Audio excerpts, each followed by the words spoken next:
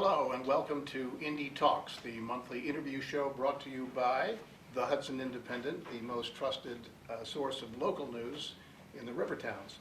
Our guest today is Norma Drummond, who is the Commissioner of Planning for the County of Westchester. And the department has come out recently with a huge study on housing trends in Westchester County, which has some very surprising and in some ways shocking data. But before we start to talk about the housing thing, please tell us a little bit about the department that you run and what the scope of the issues that you're covering and responsible for. Sure. The Westchester County Department of Planning is charged with the orderly development and growth of the county. We are a charter mandated department and have a county planning board that really helps the county to establish policy related to growth and development. And so in that capacity, we actually assist municipalities by reviewing some of their development and their zoning code and a lot of the issues that they deal with. But our department also has a section on environmental planning, land use planning. We have a design section, a housing section, and in January we will have transportation planners on board as well. Wow. How many people work for you? The next year we will get back up to 39 people. 39 people. Yeah. On all these issues. That's not a lot of people. It's not, right, but we do a lot. So this housing study, which took how long to put together? So the housing needs assessment, the county RFP'd for it in the spring of 2018. The consultants actually started working on it October 1st of last year.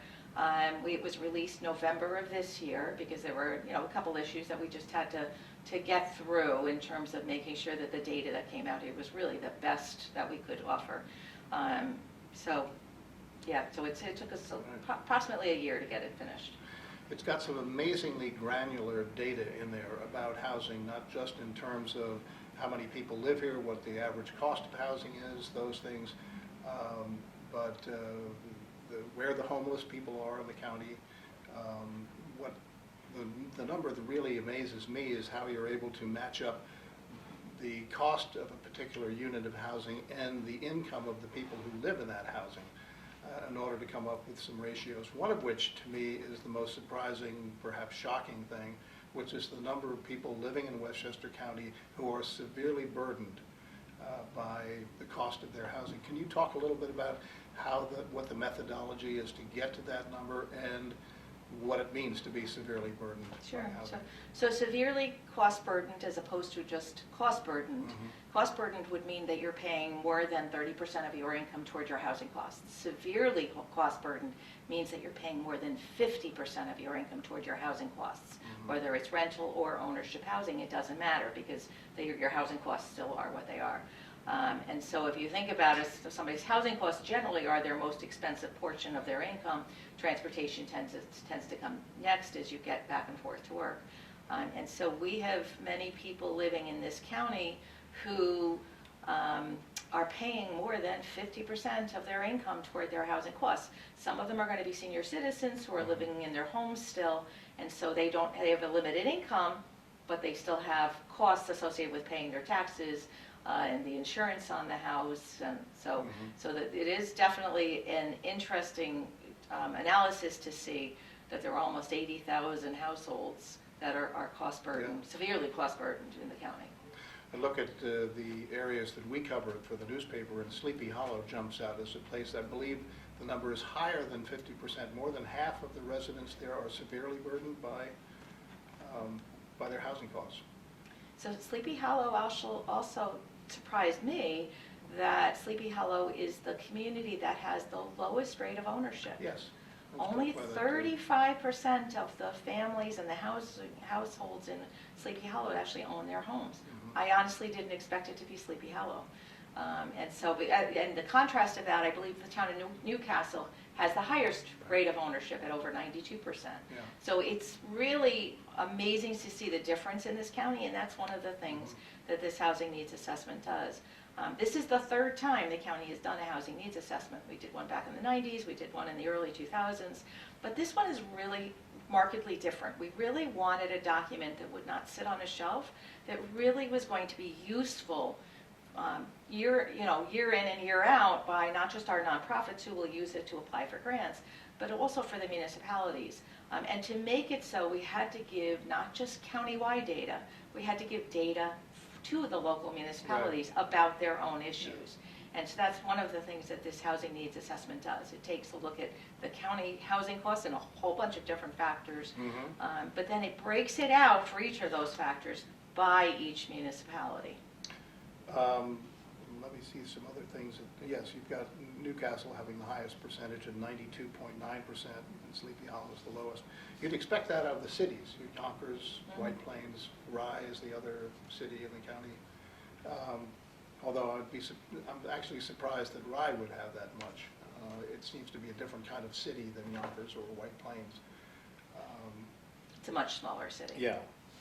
Another thing that struck me is you've got it broken down by age cohort in addition to income levels and minority groups, et cetera. But the decline in the cohort of 30 to 44-year-olds throughout the county, what's that about? Are you able to get a sense of how that is coming about? I think we all know young people who have grown up in Westchester, gone to school, and then never came back because there wasn't necessarily the nightlife or the things to do that attracted the young people today. And so they instead are going to the larger cities where there's so much more for them to do, a lot more nightlife. So yeah, the age cohorts was definitely an interesting thing, not just to see, where the baby boomers are, and plus if you saw the numbers for the over 85, those numbers grew exponentially in some municipalities. I think the town of Lewisboro, the over 85 population grew more than 230%.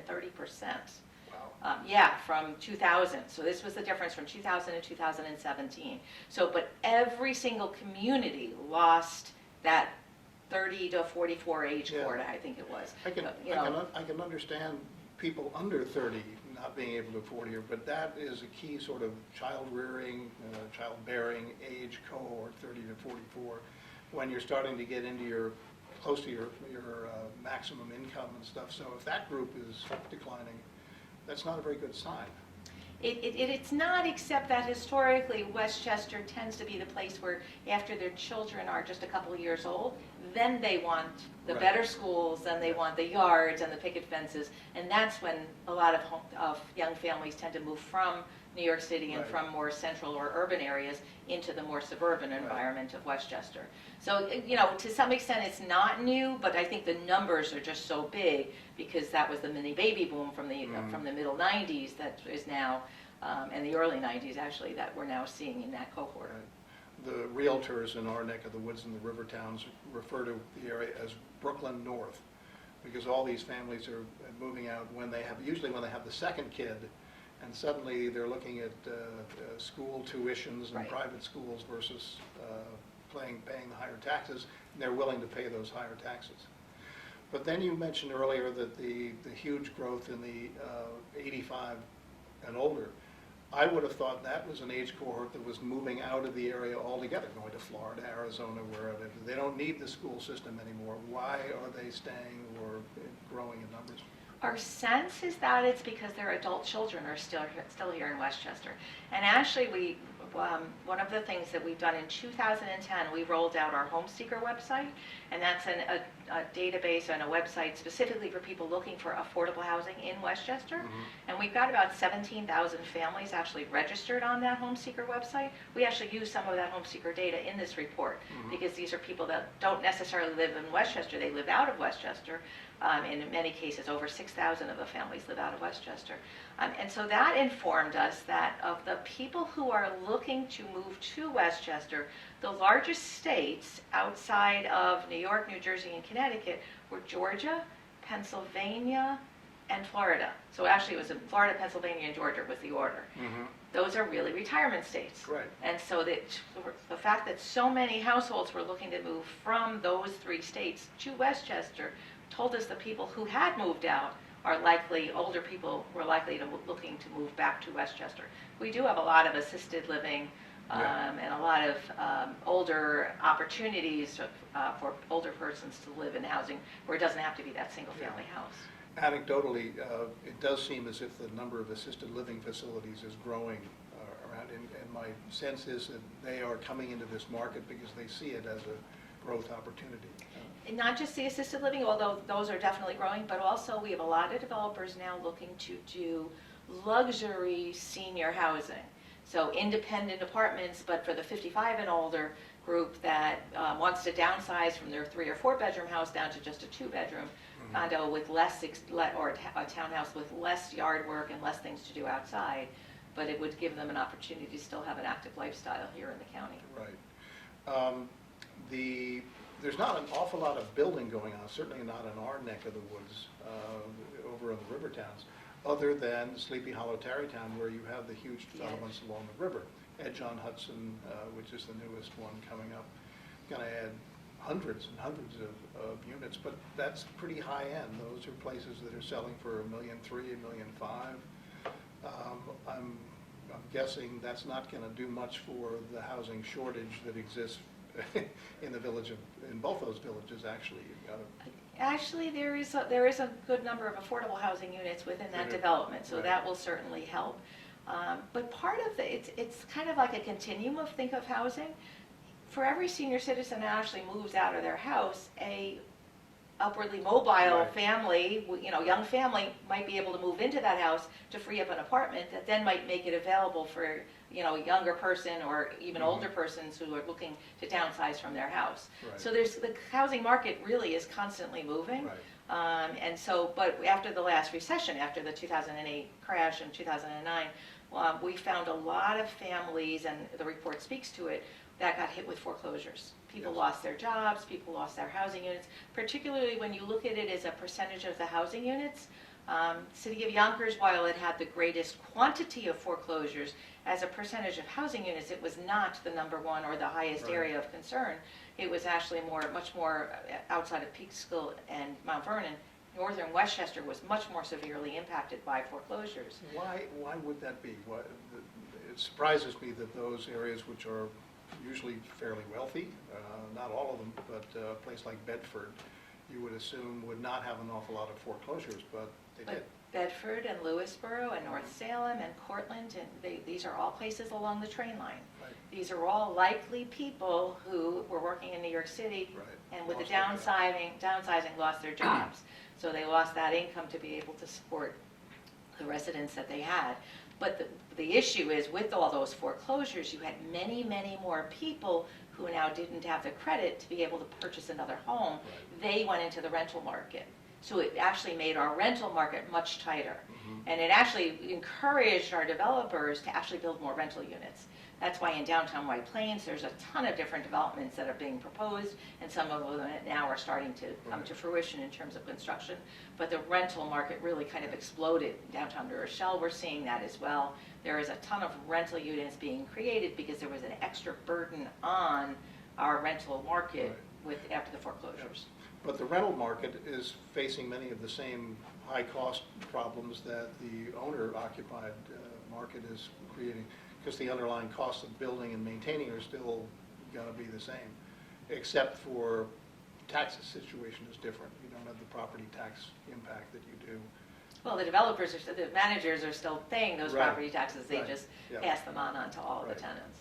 So you end up having as many severely burdened homeowners and rental units as you have in the problem. Is the 2008-2009 shock, the banking crisis that took place, is that kind of the defining aspect of the past 2 decades in terms of housing in Westchester? I don't know. I'm not sure I would say that, because I think 9/11 had a big impact. Believe it or not, a lot of people left Westchester in the early 2000s and moved north. They wanted to get further away from the city. So we actually lost some population in the early 2000s because people were just moving away from the large cities. But then again, because there was such a large population of young people finishing college and graduate school, whatever, who are now moved back into the cities, and Westchester is an easy commute into the city, we've kind of rebounded, particularly in those areas along the train lines. But the normal pattern of the shifting age cohorts going through the housing market, which you described earlier, makes perfect sense.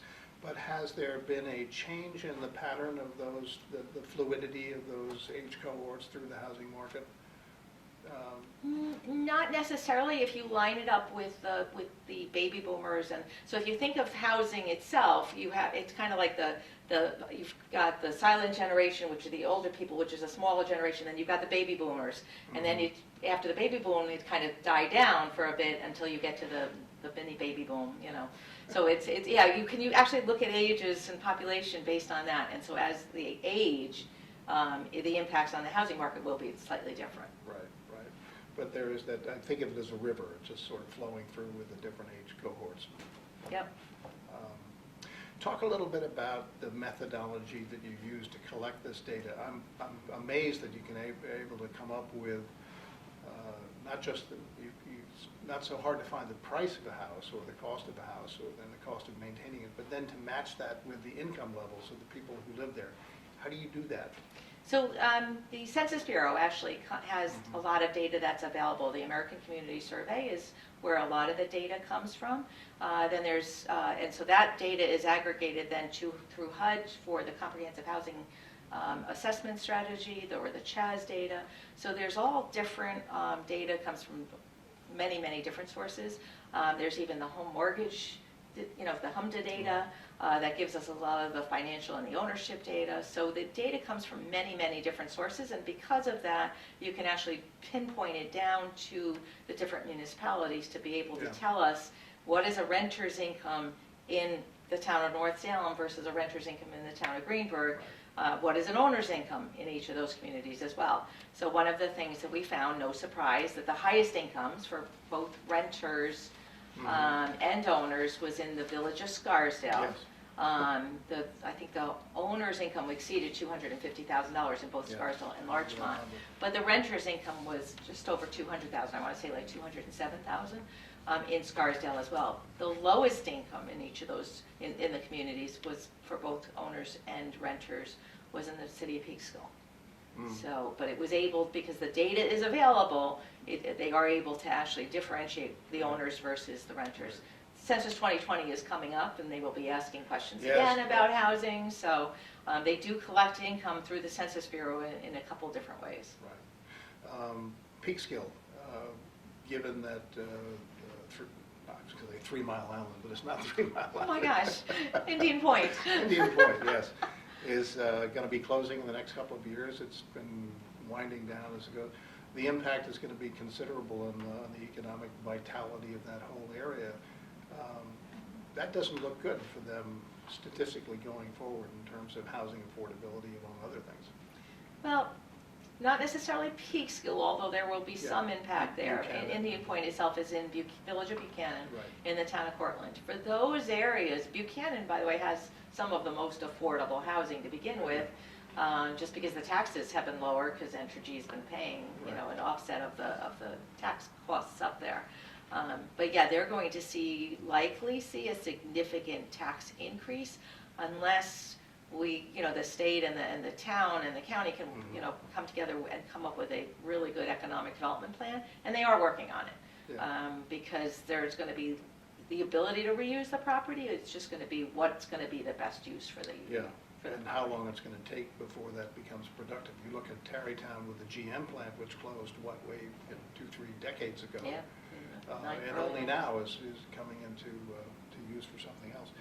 I'm going to search around here. There was statistics, that jumped out at me about the number of renters who are not making the wage level that is the average in that community. I'm not saying that well, but... So you're speaking to cost burdened again? Yeah, we're back to cost burden. Okay.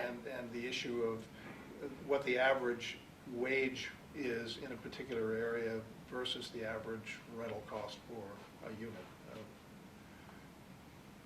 I thought I had it. I think there's only 3 municipalities, if I remember correctly, that actually have affordable for the renters. Right. I think it was Pleasantville, Newcastle, and Pelham Manor, I think were the 3. Where actually the renter's income can afford the average apartment in each of those communities.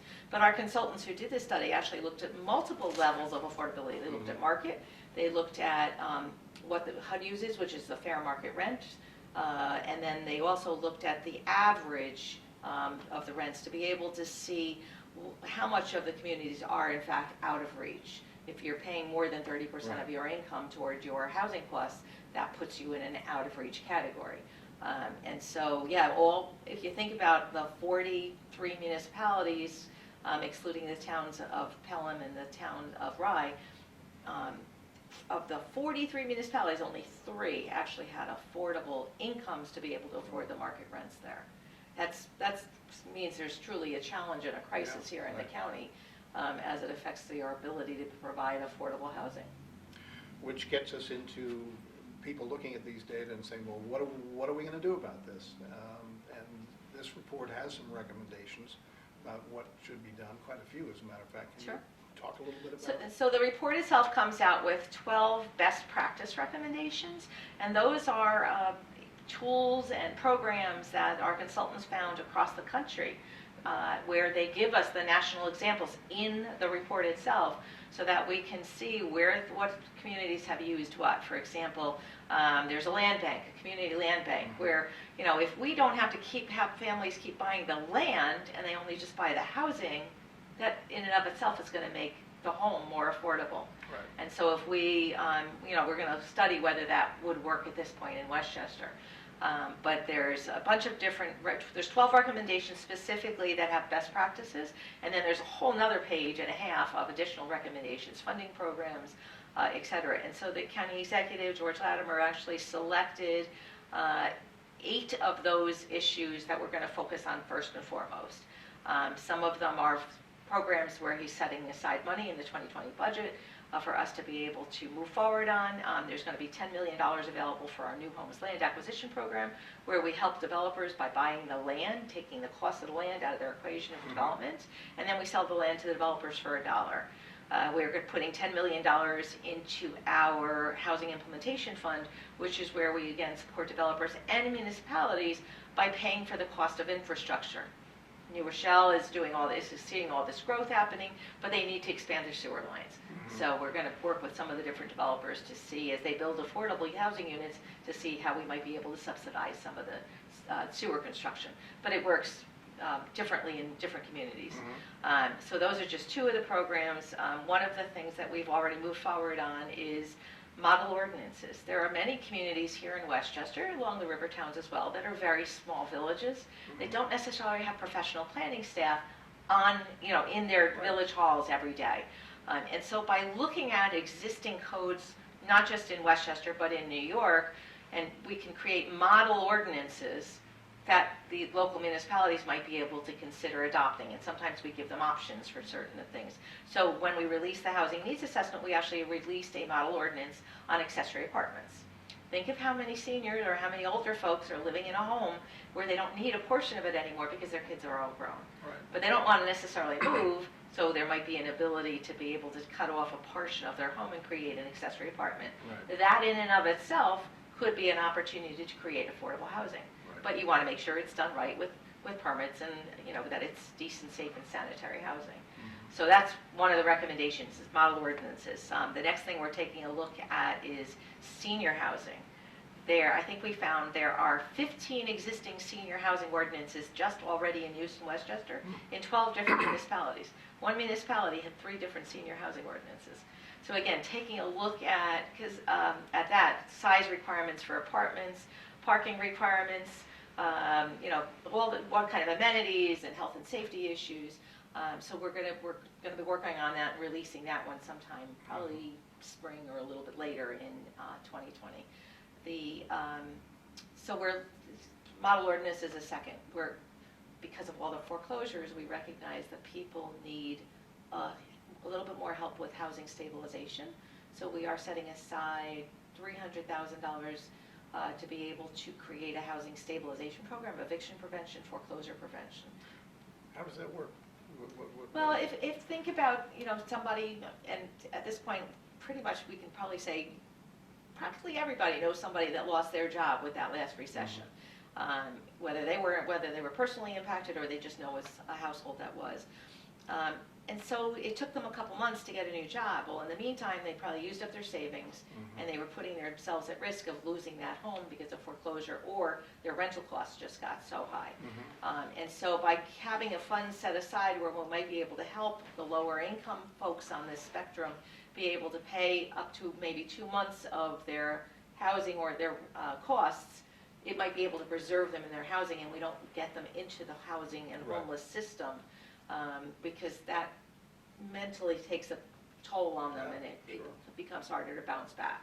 So by creating that stabilization program, we're actually dealing with people who may have never actually had to deal with losing their housing before, or been at risk of losing their housing. So yeah, the recommendations in there really cover a whole different and a wide variety of programs. Yeah.